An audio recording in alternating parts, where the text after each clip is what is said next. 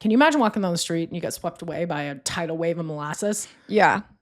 You can? Well, no. Lesbian glitterati of Toronto were all there. It's going to be a jump to see Colin Finger Penelope. He's selling bootleg booze. Some people refer to this as the Boston Molassacre. I was literally just having the thought that I'm the villain of this podcast and I fucking take it back.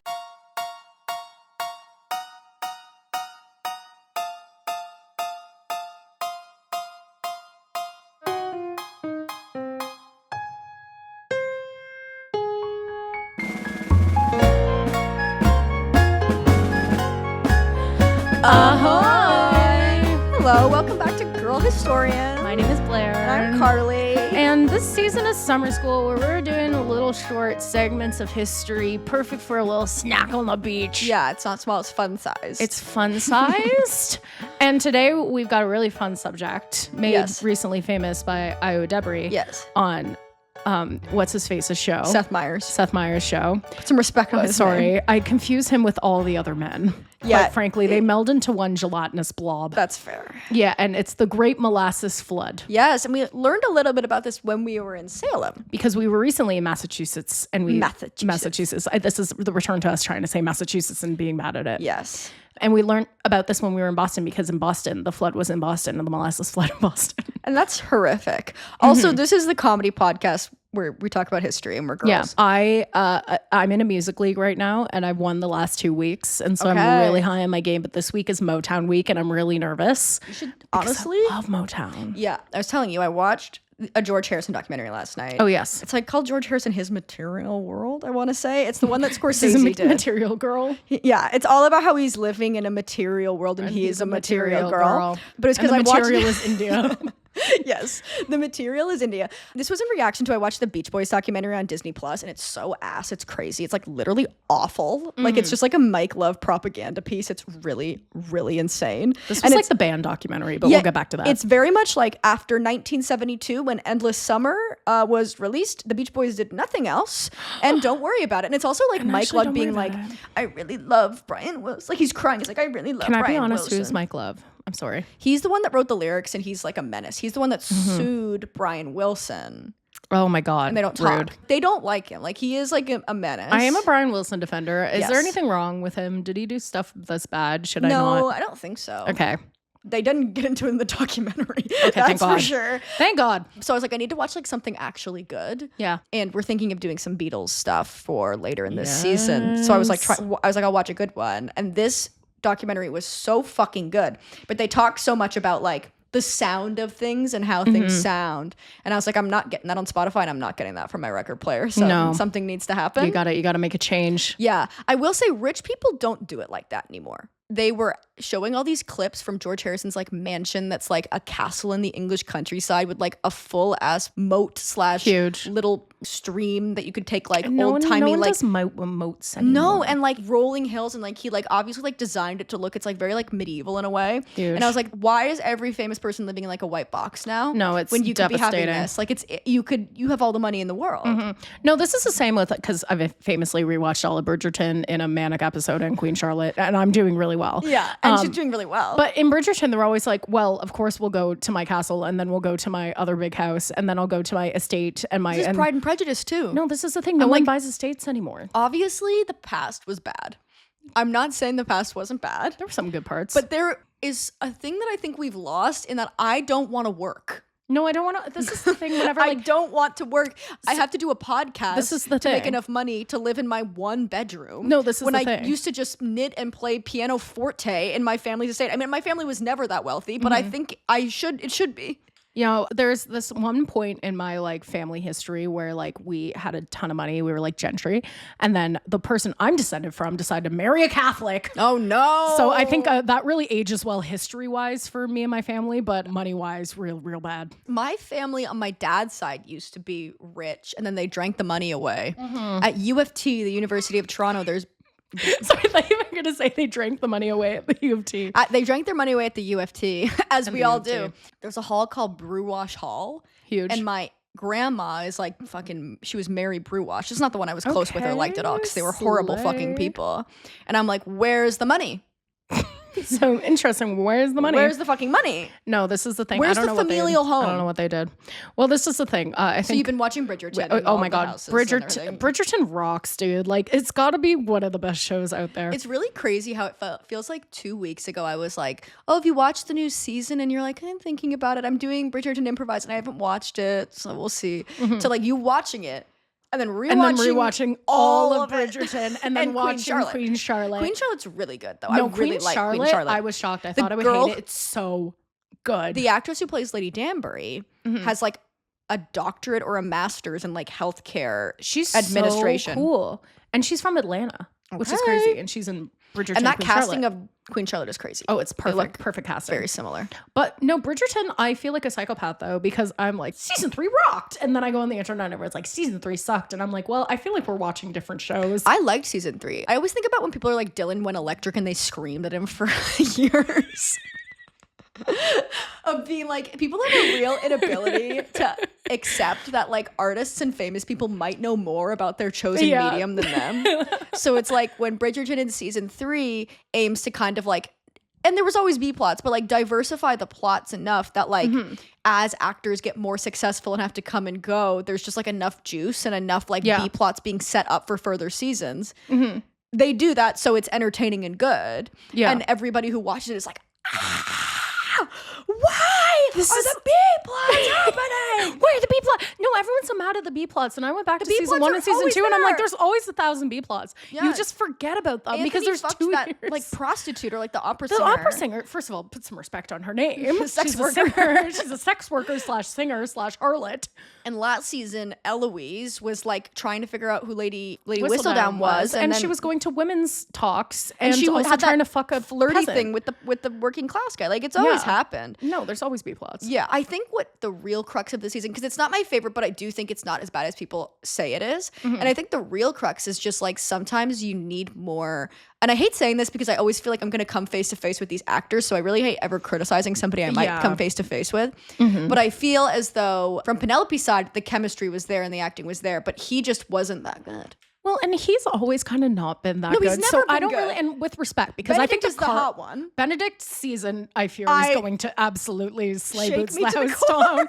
I think Benedict's season is going to ruin me. Because when I was watching this season, I was like, he doesn't get Botox or anything. Like he has wrinkles around his eyes and he looks so good. And you read interviews with him because he doesn't have Instagram or anything. And he's just like, I don't think it's good for me to have an Instagram. And I'm like, that makes you hotter. Yeah, that's like, good. it's so hard for me to find a picture of you, let alone like a weird post you've made. Exactly. Also, like Colin rocks as a character. The guy's doing a great job, but he's not like a very strong actor. So it's like, you have Nicola Coughlan, who's killing it, one of the best actresses of our generation. And then him just being sort of like, love you too, babe. Yeah, it's very much in he's Ken or whatever. Like, but he's always like, that character's always been that way. No, I agree. And again, like, it's like I don't necessarily even think it's like necessarily his fault. It's like really good actors, not me. We've talked about this. I'm like, I don't really care about getting better at acting. It's not that I'm bad, but it's like there's people who like really hit the fucking pavement. Yeah. And I don't really care about getting better at it. And I'm like, why? Am I not booking?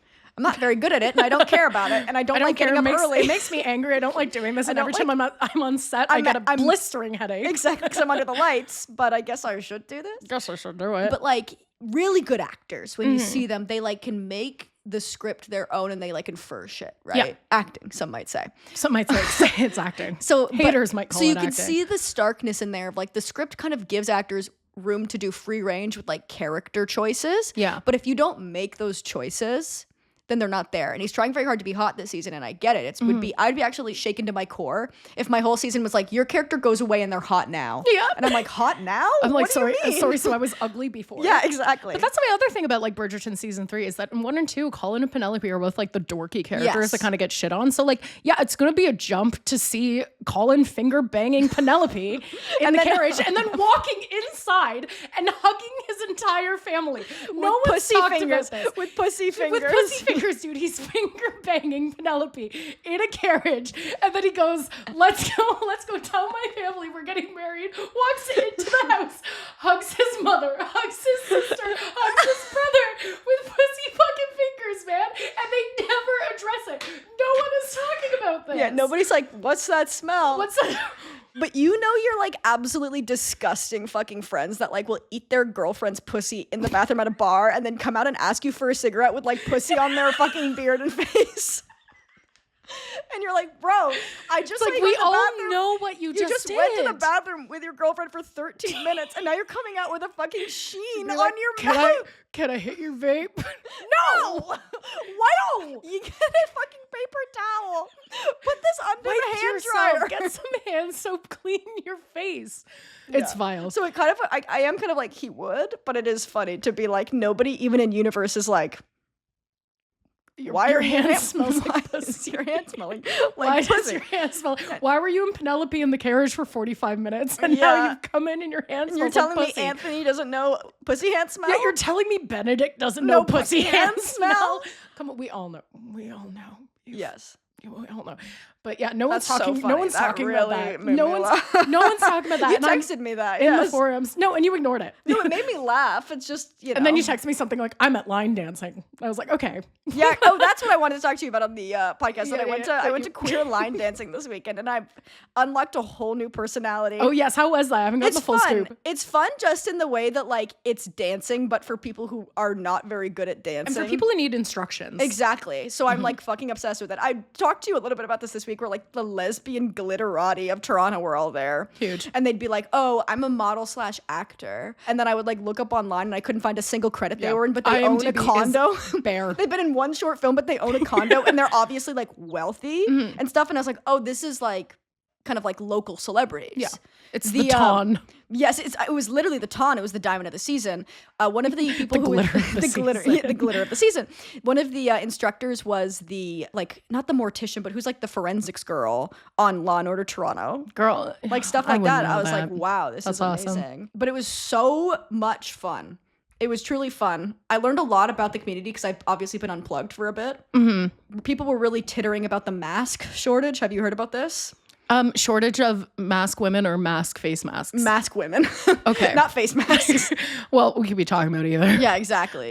No, because a lot of them identify as they, them now. Oh, yes. No, I have And there's heard like about kind this, of a actually. weird portion of like the lesbian community specifically, which and I'm not saying it's right or wrong. Like I don't have the fucking answer, obviously. Yeah. There's such like a connection to like women when it comes to lesbianism. Yeah. Right? So it's being like, oh, well, if your partner is non-binary, then you're not a lesbian, which you can't be. I don't agree with that necessarily. But like there is like a weird like gender, it's like almost like a focus on gender in some ways. And I was like, okay, this is the kind of complex conversations that you're missing. That I'm missing. I'm like, can we line dance? Can we dance? Can we dance, guys? I have heard about this. I feel like you can be both non-binary and a math lesbian at once. Definitely. And I feel like we've gotten obsessed. I've said this for a while, but I think we just need to go back to like gathering community as like little freaks and not by like labels. Yes. Because I'm like, if you're just like fully straight, but just kind of a weirdo and down with the sickness, as they say. Yes.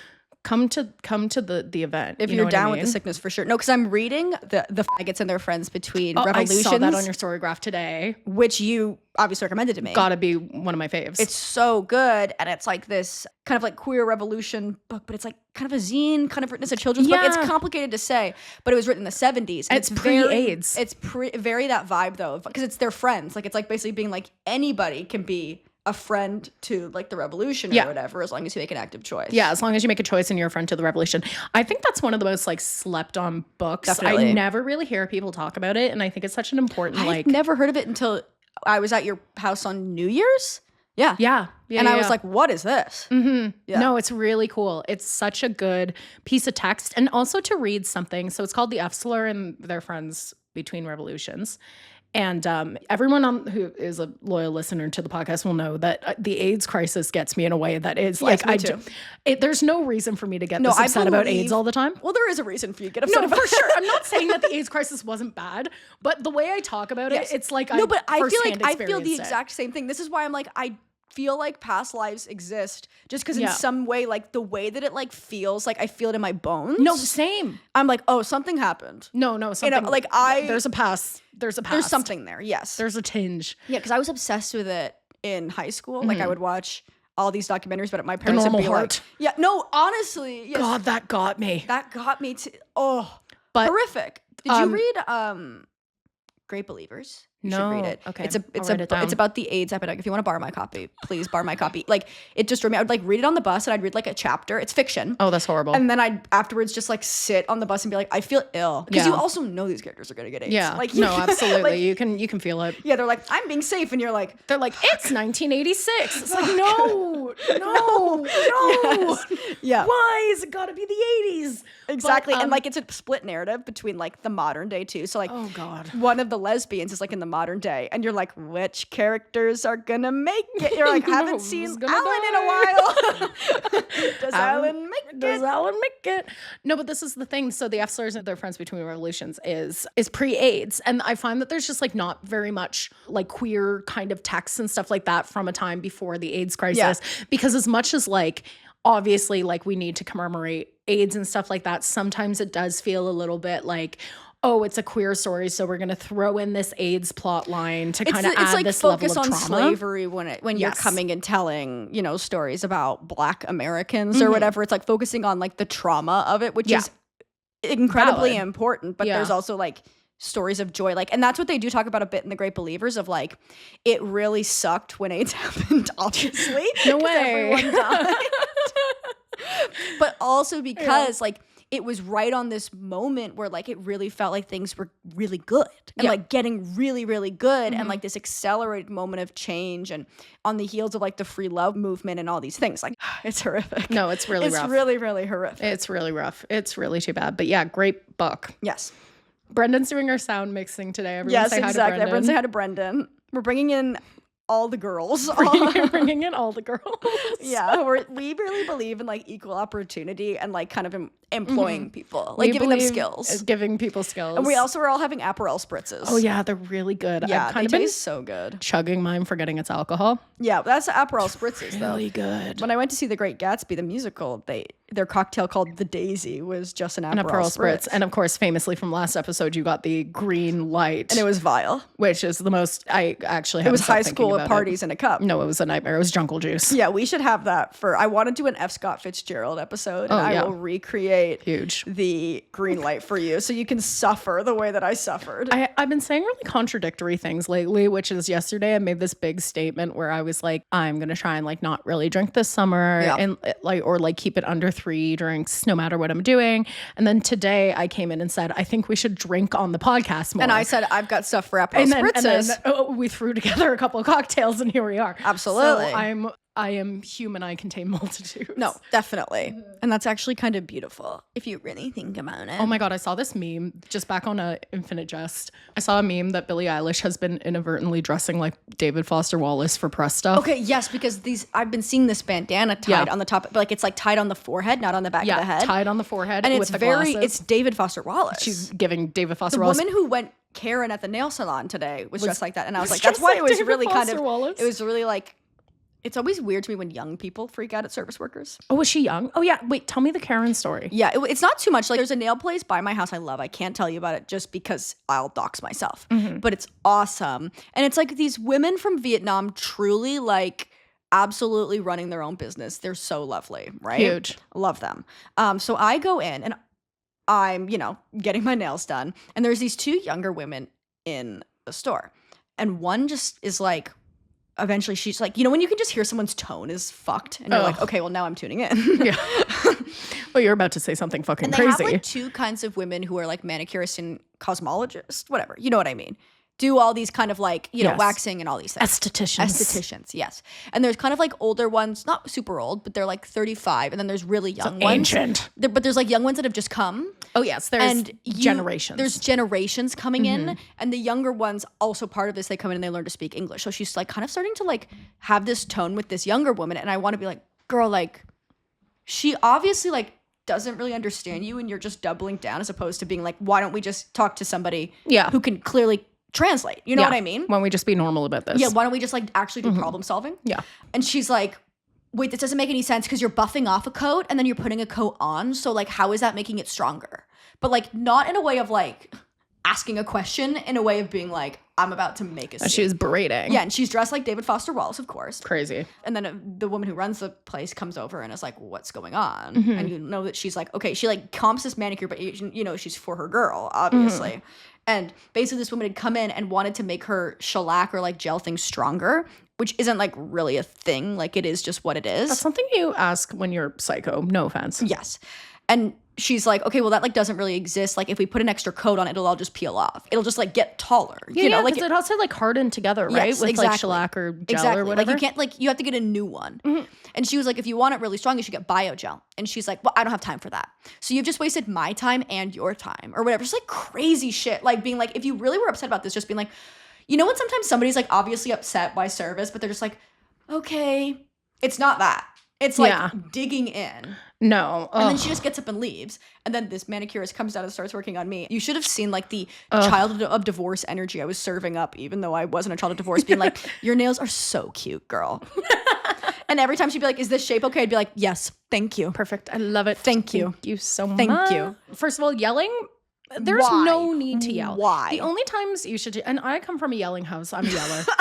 I love to yell. But like, it's truly like there's no situation where you need to yell unless like A, you're really close with the person, you know they can take it, or B, like someone is actually doing something. Yeah, like, you're yelling, you're wrong. hurting me. Why are you doing this like to you're me? hurting me, or like you should do that strange. to someone, or like someone is doing like to go into somewhere. Especially because salons are like very like safe, like quiet environments. Like you can quite literally to any woman at a salon of some kind being like, hey, I just want this. Is that okay? And they're like, yeah, of course. Yeah. Like it's not like you have to advocate for yourself ever. No. You don't have to advocate for yourself. They will do whatever you want. You can get a full manicure and be like, I don't like the color. And they will take it off. Yeah, they'll change it. And do it again. Yeah. So it's like you just want to fight and scream at this woman at this point. No, people want to fight. This is always my biggest fucking problem. When people just like, clearly you had a bad day. Yeah. And you couldn't talk to the person you actually wanted to talk to about. So you're taking out on someone that you see, like you think is below you. Yeah, well, that's what it was. Where it was like when she started like digging in and yelling and like not like answering the manicurist's questions in a way where I was like, oh, racism, got it. Yeah. Nice. Got it. But it was just like really shocking because I was like, girl, you're dressed like a Instagram model and we're in Toronto. Like, what are you doing? Yeah. You know? It's just shocking. Yeah, you're embarrassing yourself. Shall we talk about the Great Molasses Flood? Fucking go. Let's fucking go. Yeah. Let me gotta open the document. Yeah, actually. we wanted to talk about this.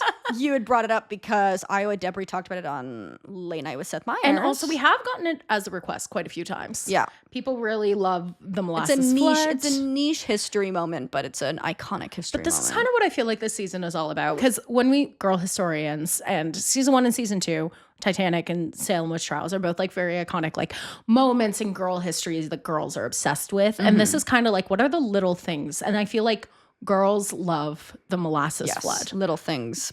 Girls love the molasses flood, where it's just like there are other things girls don't care about, such as World War II. World War II. I'm not saying it's not important. It is important. It's important, but it's not interesting. You'll be hard pressed to find a girl who is emotionally impacted by World War II. World War I? Absolutely. The assassination of Archduke Franz Ferdinand. The girls who were out here for Franz Ferdinand, you would not believe. Exactly. Gavrila Princip. Yes. And eating his sandwich. Absolutely. However, World War II, no. Yeah. I also have been rewatching Catherine the Great, like The Great. Oh, is that? Oh, I started watching that. It's so good. I should go In back. my like actually melted brain, I'm like, I look like Elle Fanning. I don't, do. but I want to. But you got that similar It's the like same energy. thing with Lily Rose Depp, where I'm like, it's like I bet our lineages overlap. Where it's like you're a model and you're like doing it, but it feels like we're you know. I'm hoping it's on a I can different really see side. Like I'm hoping it's not on the Johnny hoping Depp. not on the Depp side. Hoping it's the Rose side. hoping for the. Oh my God! Patty what's her Smith posted a mother's happy name? birthday post for Johnny Depp. Did you see this? You know what? She just gets a pass for whatever the I was fuck like, she wants Patty, to do at this point. what You know the what I mean? fuck, Like Patty? it's fine. You don't need to do this. Why are you on Instagram doing a happy birthday post? You're 70. I feel like at that, but Patti Smith, I don't want to think about what's going on in her I don't brain. want you to listen to the Tortured Poets Department Taylor Swift song, Okay. which references Patti Smith until I'm in the room with you because I want to see it hit you. It's such a dangerous game with me and Taylor Swift because I I'm think already you'll hate it. I actually am warming up to the album, which might be Stockholm Syndrome. Like it might literally be like I was like, I'll listen to it 8 times and then I love it, but it is shocking. The thing is, like, I'm so scared of saying something bad about Taylor Swift because right now on TikTok, I'm getting chewed out for insulting whipped cream cheese. And I can't imagine what it's going to be like if I... This was like one time I said, because there's a couple of YouTube videos I made before I got big where I said shit that I would like never say now, which is not offensive. It was me like making fun of One Direction. Because there used to be a rumor that when One Direction performed, they turned Louis Tomlinson's mic down because he was a bad singer. I heard this. And I was like, probably a reason why. And everyone was like, Louis' soft voice actually rounds out the boys. And I was like, he's fine. Okay. He's fine. Also, it's fucking funny. What I'm saying is hilarious. It's funny. Chill out. What I'm saying is funny. No, I can't look at the TikTok comments right now because people are chewing me out over insulting whipped cream cheese, which I didn't realize whipped cream cheese had so many devout fans. That is a little insane. But anyway, thank you everyone who followed the TikTok. Please stop yelling at me. Yeah, Blair did good work this week, and now our TikTok is popping off. Yeah, our TikTok's popping off, and got excited for about 10 hours, and now it's bad. Oh, always. This is what it is. This is, if you've never gotten any type of notoriety on the internet, you go through a phase where everyone's nice and lovely, and you're having the most amazing time of your life, and then you absolutely get hounded by like a group of 5 people. I swear it's like the same 5 people. Milkshake duck meme where it's like, look at milkshake duck, this cute duck that loves milkshakes, and then the next tweet is like, we regret to inform you that the duck is racist. Where it's like, you get people, it goes off and it's like, whatever. People are like, love this, oh my god, yes, Margaret Thatcher whipped cream cheese, love it. And then they're like, that's actually really fucked up. That's actually really fucked up that you would say that. No, I remember. I mean, I've gotten it all. Like, no. I've banned the words from my comment section. Africa and teeth. Because I don't want people to comment that my teeth are crooked. Yeah. And in one video I said Africa is a country, but like I literally cut right after that to me literally saying like, oh my god, like me editing being like Africa's a continent. Like imagine saying that. That's so stupid. But every comment was like, this girl thinks Africa's a country. This girl thinks Africa's a country. Girl, Africa's not a country, girl. And I'm like, I said that. I know. Girl, I said slip that. Of the tongue.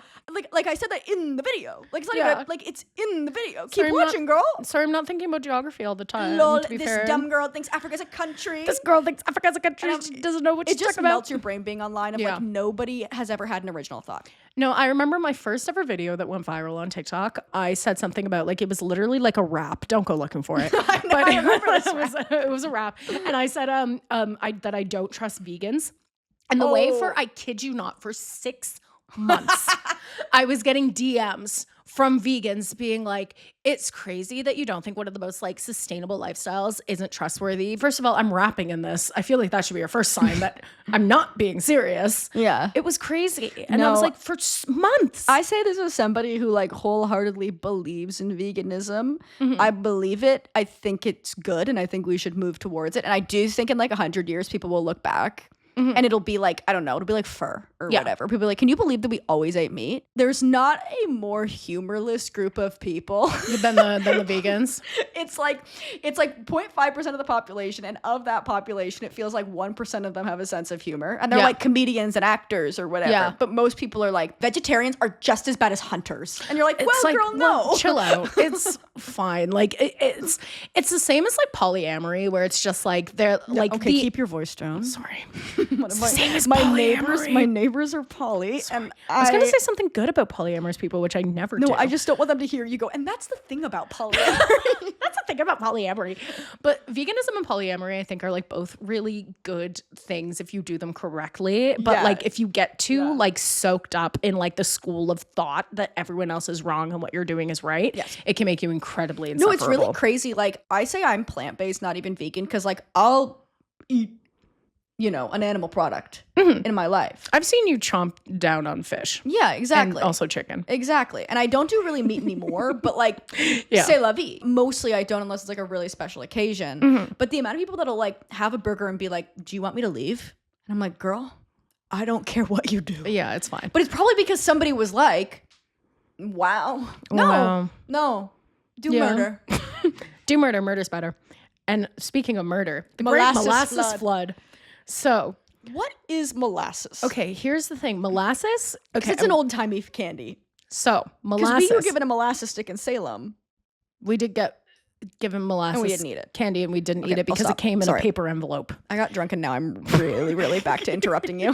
No, it's fine. I just was listening back and I think I've started interrupting you more than you're in. We really turned the tables. Well, speaking of you having to avoid the comments, there was a period where we got lots of comments being like, Carley, love you, girl. You can't interrupt Blair. And that's almost worse.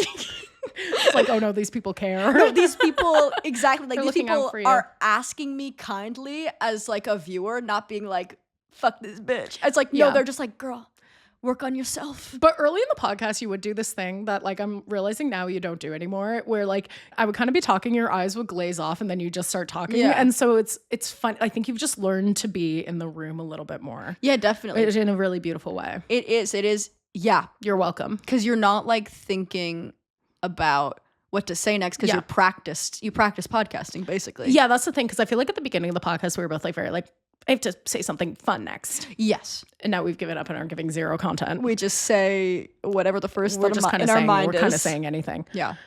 So the Great Molasses Flood. Molasses, okay, so when they process sugar, basically, this is like when they, yes, when they get the sugar cane, someone please. Sugar fans of the pod. Sugar fans of the Sound pod. off in the comments. Sound first off of in the all. comments if you have a better explanation than mine. But basically, when they process sugar cane to make white sugar, they like separate it.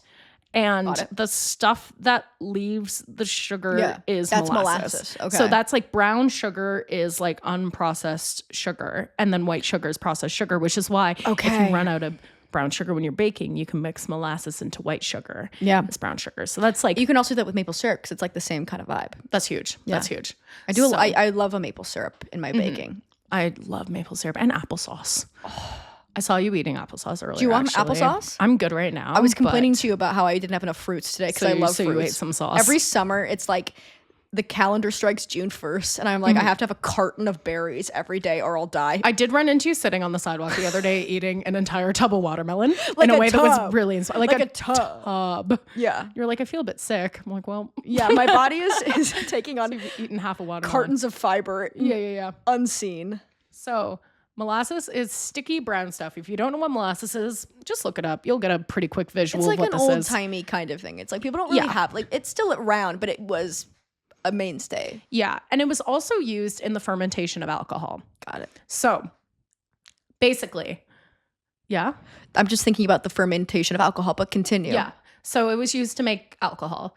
You can Google the science on that because I really watched and tried to learn the science of how that works. And it just makes sense. Just trust. It basically like, it's to make ethanol.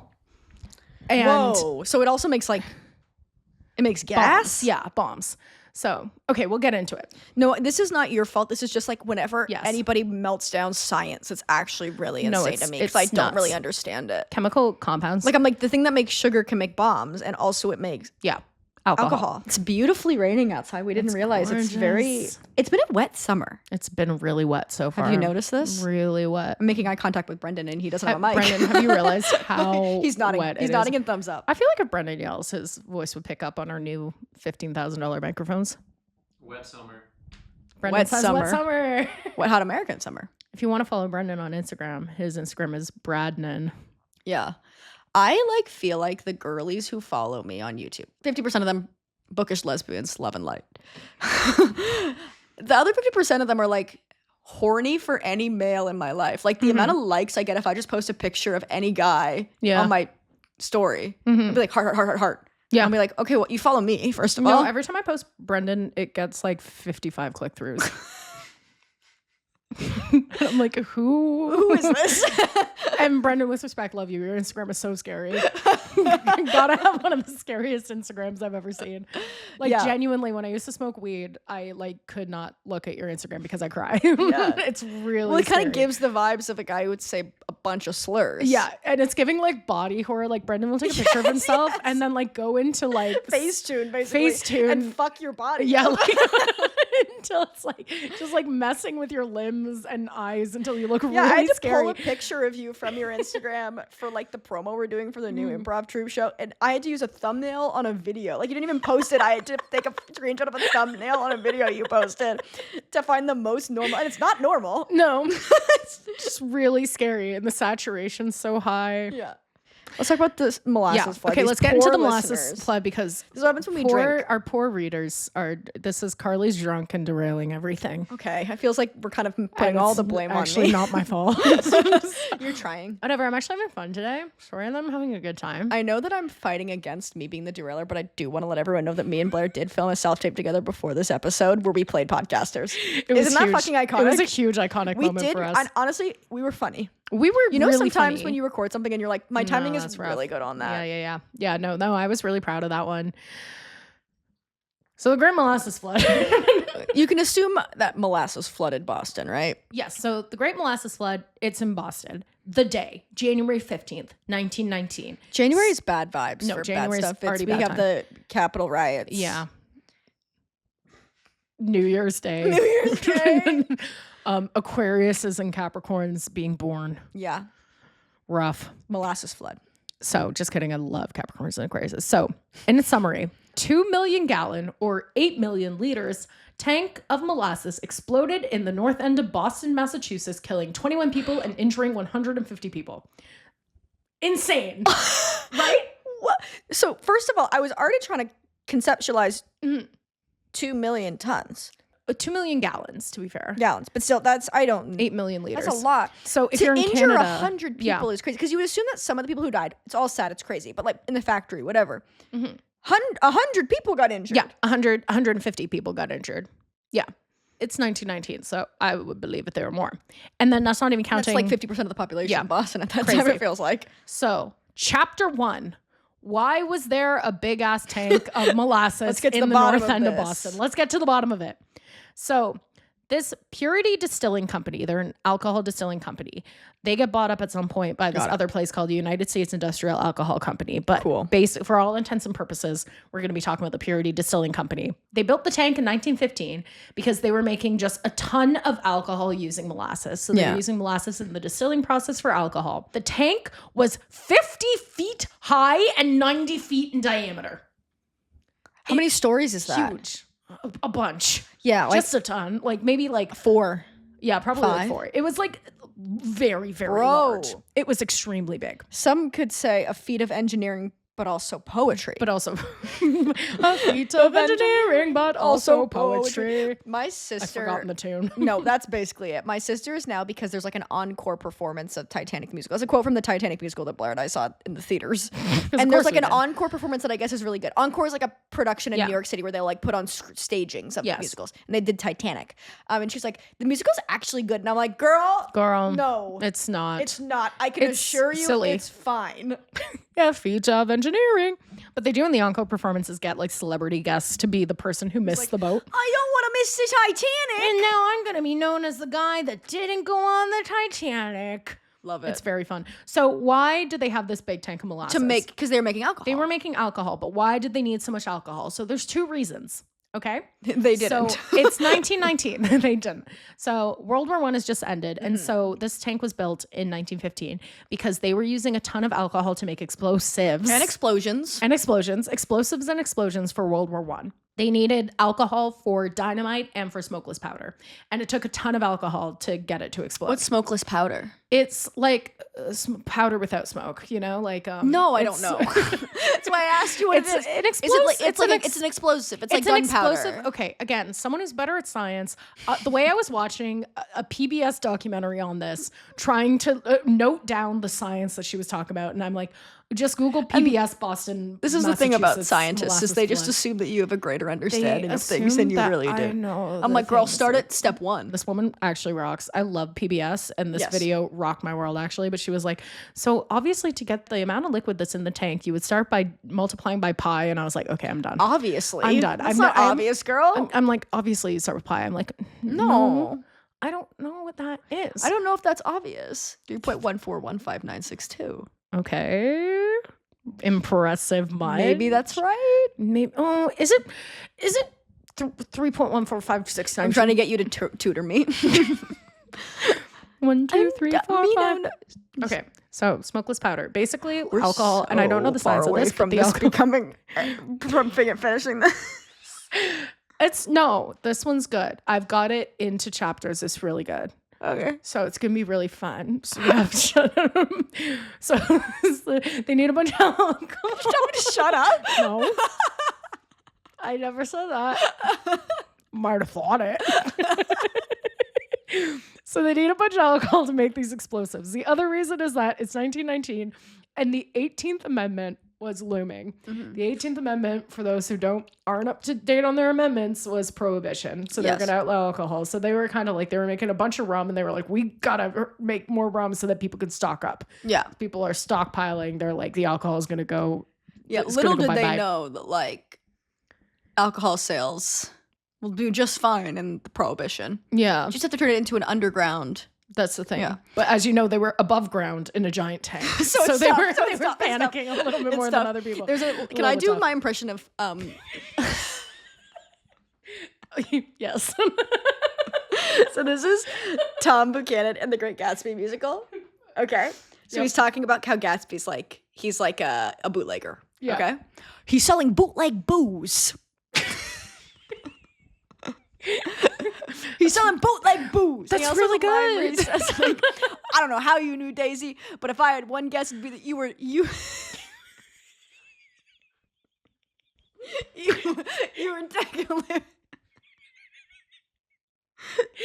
delivering groceries at the back door. I can't even hear what you're saying.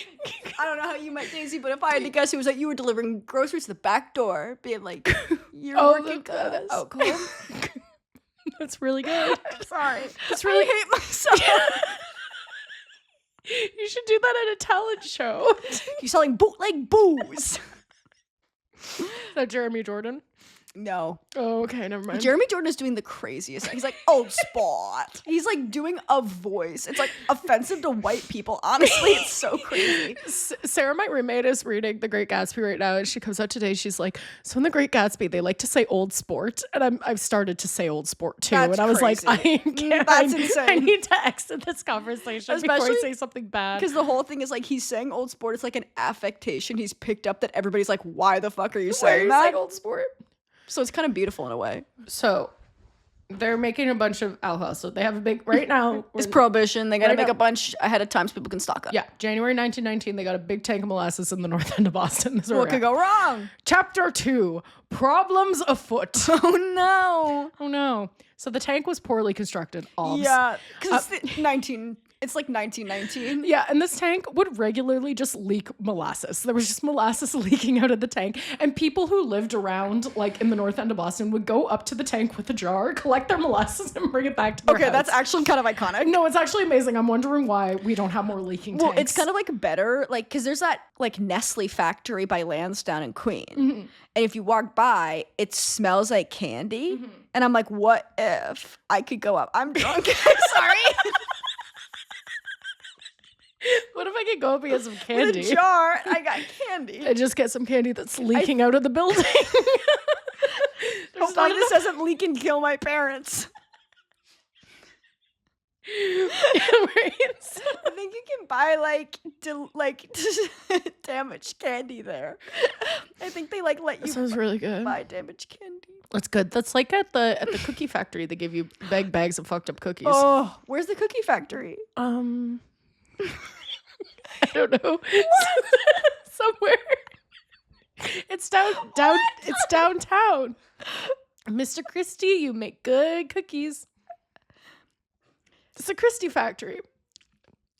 Okay, so the tank is this unlistenable. Is this unlistenable? So the tank is fucked. The tank is fucked. The tank is leaking, and instead of fixing the leak, they paint the tank brown. No, which is the equivalent of being like, there's shit stains on my toilet. I'm gonna paint it brown. So it's like the landlord special being like, no, I wrote house. That. Oh really? I wrote that. I was like, it's giving landlord solution. Yes, exactly. Yeah. Being like, the house can't be poorly constructed if I put white paint over every single outlet and lock.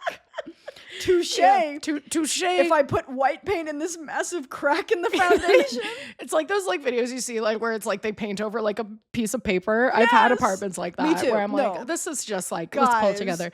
So in January 1919, over 500,000 gallons of molasses from the Caribbean was pumped into the tank that was already filled with 1.5 million gallons of molasses that had been sitting there through the Boston winter. So there was like kind of cold molasses already in the tank. And then hot. And then like warm molasses. Which, as we know, makes things shatter. Yes, exactly. It's not looking good. I like the part of that song where he goes, and sex and sex and sex and sex.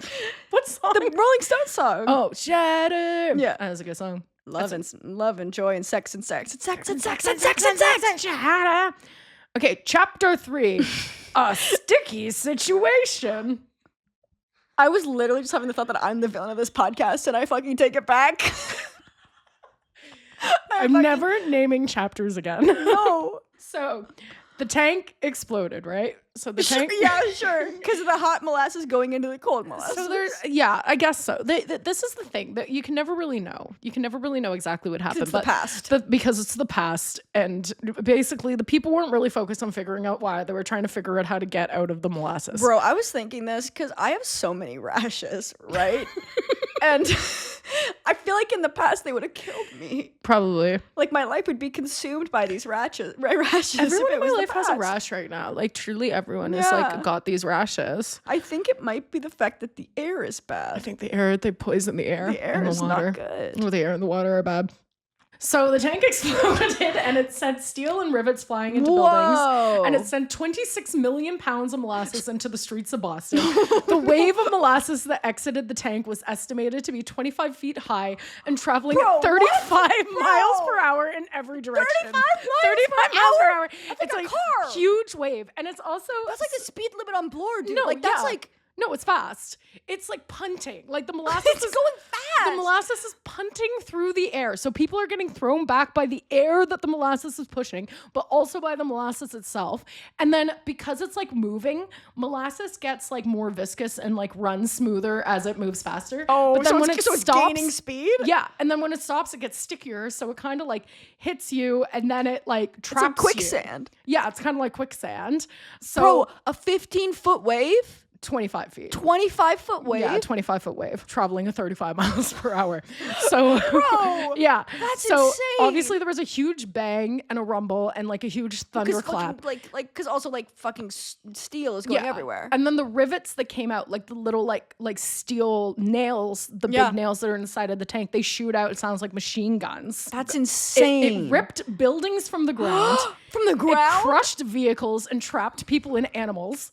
And then it became like viscous, so people would get like trapped in it. And the wave was so strong, it bent the steel beams holding up a train track. And this whole like train track bridge collapsed. Like it literally bent steel. This is my fucking fear because I live by train tracks that have been like lifted from the ground. And horrifying. When I tell you I run under those, I'm like, it doesn't feel good. Yeah. And it feels like a wave of molasses could take that shit out. No, this is the thing. It's like, it's scary. And it's before like phones and shit. Yeah. So it's like if your train tracks have fallen to the ground, no, you're done. You're like fingers crossed the guy stops his train. Yeah, and we've been to the train in Boston, and let's just say it feels like that train can fall off any minute. And that's an updated train. It's an updated train with modern people with phones who are like, hey, I just got a Twitter alert. Hey. The bridge is down. The bridge is down. So basically, there's a bunch of science behind this, but they did the calculations of how much energy was actually like in the tank when this explosion happened. And the estimation is that it was equal to like 150 sticks of dynamite. Oh, no. So it was like a massive bomb. Like people are like, oh, it's the molasses flood. No, like this was functionally like a 50-foot bomb going off. There's like a bomb goes off and then also there's a massive tsunami, but the tsunami is sticky. It's sticky and you're stuck in it. And then some of the victims who were so covered in molasses, they were like hard to recognize. Sorry, I know it's not funny. No, it's horrifying. But it's a little funny. No, it's a little funny. Being like, well, I guess I can't recognize my father's corpse. Yeah, because he's unfortunately cased in molasses. He's candy coated. There's so much things like this. That's like that John Mulaney quote. That's like adult life is so weird. You're like, this might as well. This might as well happen. Yeah, sure. Whatever. This might as well happen. So the whole thing's a freaking disaster. Obviously, like people are getting carried away. There's this one story. How many people die again? So people got like crushed by molasses and like drowned in it. And also some many? people got like trapped inside buildings. Because I know it's 150 got 21 injured. people died and 150 got injured. So 21 That's people died. insane. Yeah. But then you're like, it's a fucking massive explosion.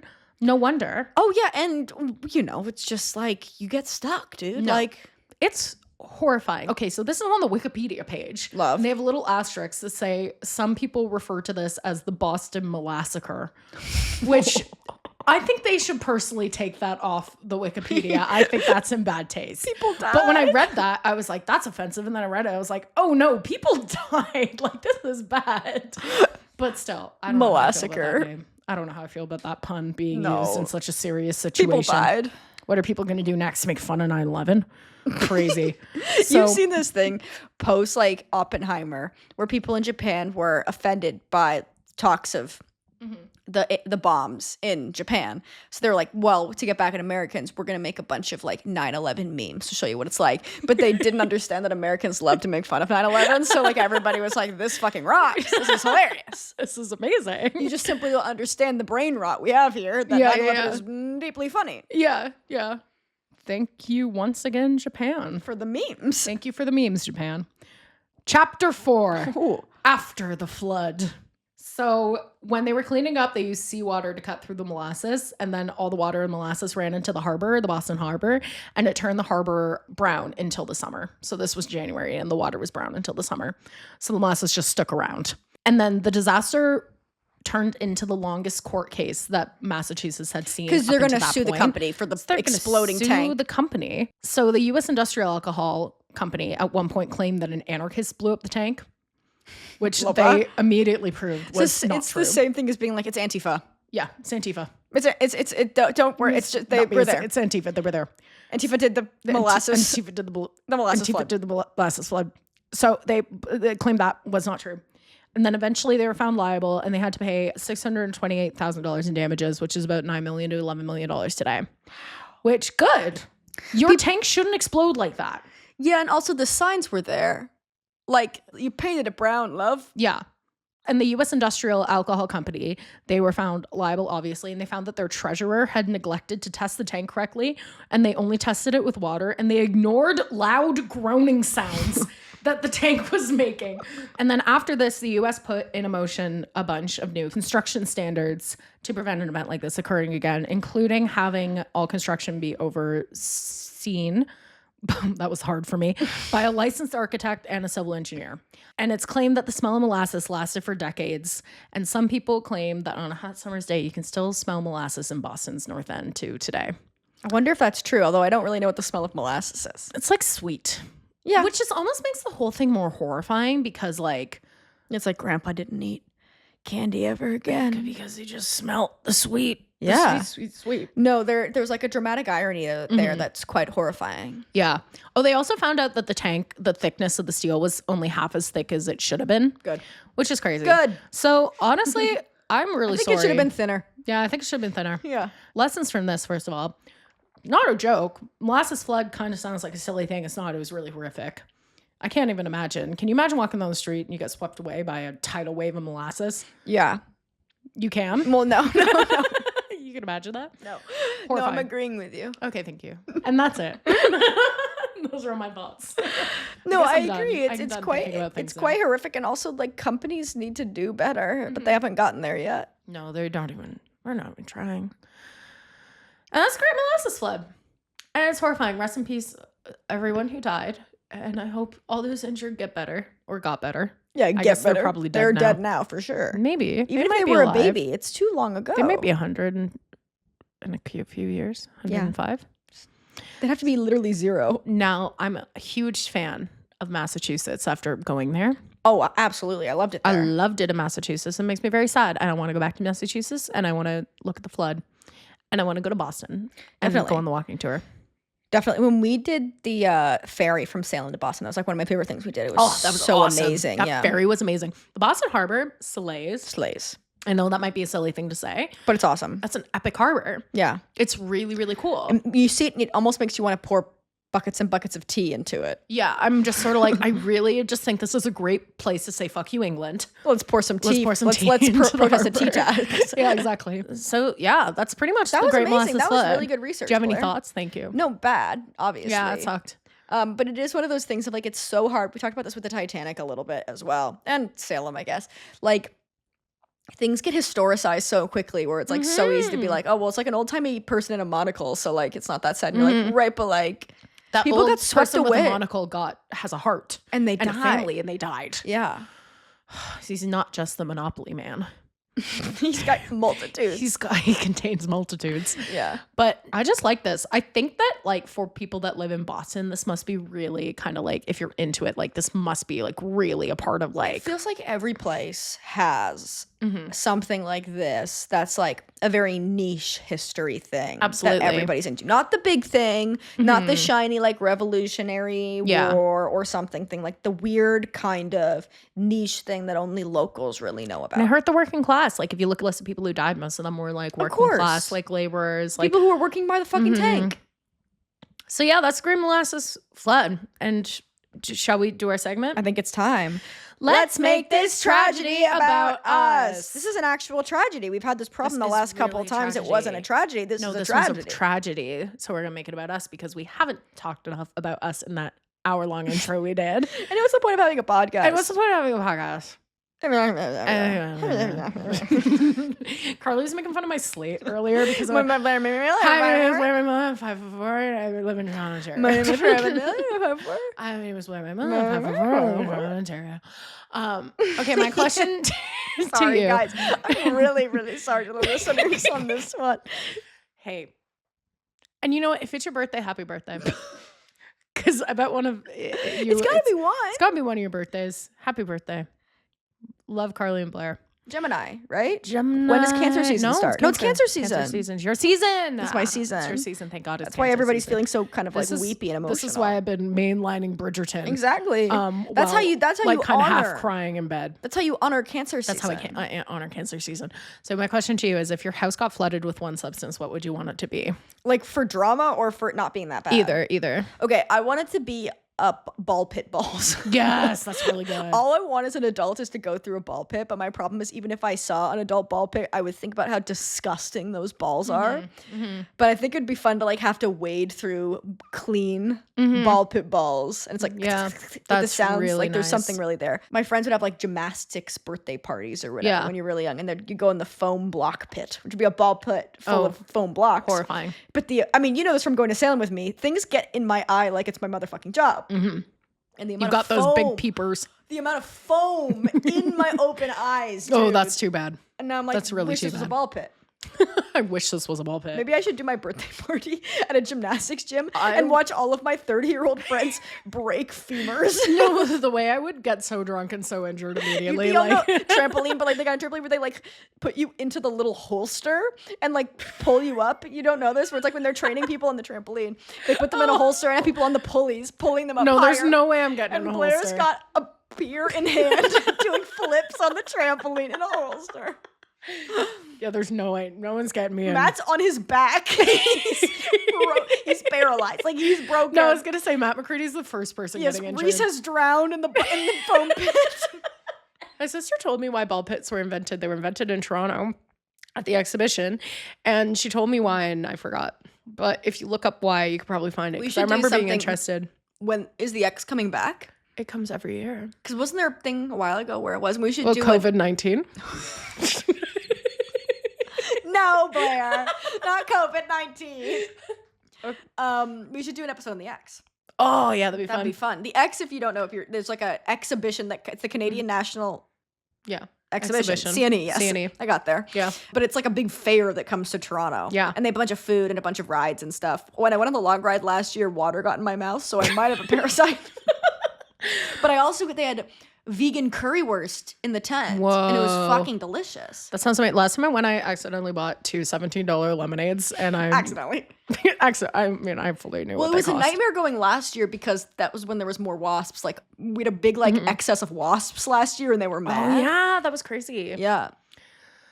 I think they also, like last year, also all of the safety workers, the people who check the safety of fair rides, were on strike. Oh yes, I do. So a man that. got thrown from a ride. That's really funny. No, it's not, but it's funny. It's a little funny. My sister used to babysit for a bunch of carnies, and I remember I would always get the like insider drama from them. Sorry, I didn't know that carnies had babysitters. Well, if they have kids. Yeah, but it just feels like she wasn't babysitting the carnies. She was the carnies' kids. Yeah, but still, it just feels like they would just kind of be let run loose. Oh, they would just kind of they're really responsible kids. now. Yeah. Wow.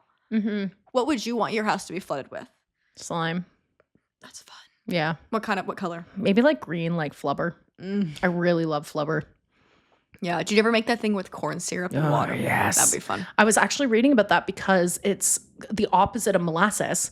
Whereas like when you apply more force on that, it becomes hard. Whereas if you apply more force on molasses, it becomes thinner. So you actually want to run. Like if you're in the molasses flood, you want to move. You want to move because it still traps you. Yeah. Yeah. It's the opposite of quicksand too. Yeah. So I like slime. Also like maybe like oatmeal. I love oatmeal. I think that's the episode. I feel like we've said as much as I think I could stay here forever just kind of saying words. Saying things you like. Saying things. All right. Like oatmeal. I like molasses. Slime. I like water. Guys, thank you so much for listening. Thank you so much for listening. We love you so much. Thanks for tuning into season 3. Yes. Next week, we start our first mini series. A real episode, some might say.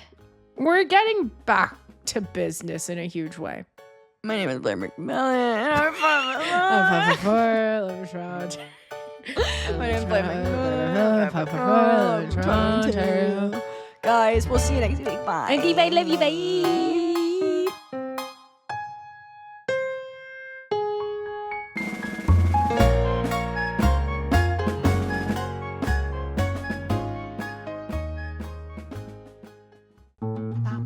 This podcast has been brought to you by the Sonar Network.